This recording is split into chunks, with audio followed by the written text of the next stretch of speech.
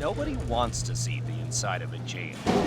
Life, though, has a way of leading one down some unexpected corridors. Come on. Where'd you go, boy? Those who say the Utah County Jail is for the birds might think twice. Come on. If only they could see it through the eyes of a dog. Oh, what you gonna do now, huh?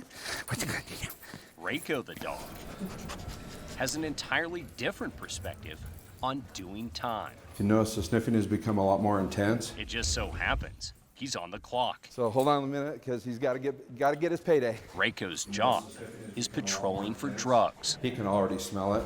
It's just a matter of knowing exactly where it's at.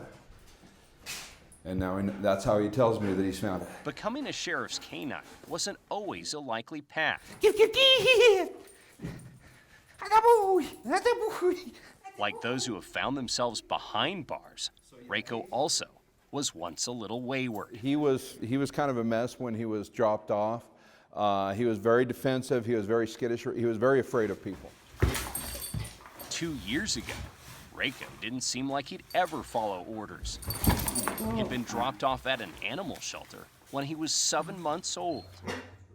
But he got a second chance through a foster family. Yeah, that's how we kind of got started with Rescue Rovers. We kind of wanted to experience a Belgian Malinois, and we did. We did. Wesley Forrest and Sharon Chandler We did. didn't realize just how much of a job they faced bringing up the Belgian Malinois into adulthood. I think a relatively young family in Utah County had him, and just didn't really interact with him too much, or lost interest in him or something, and he became too much dog for them. He was not being very nice, and his life was changing. Change. It did. It seems structure was what Reiko needed most. Anything that's worked for him Is the best life. is the best thing for that dog. Reiko, come here. Work is now its own reward for Reiko, one of only 2 dogs in the state currently assigned to a jail. This is that high activity drive that we love seeing. Not to mention that desire for physical contact. In a place where wayward is a way of life, Reiko, come on. Reiko's story is sure to give pause. You can turn things around. You can find your place and be very successful.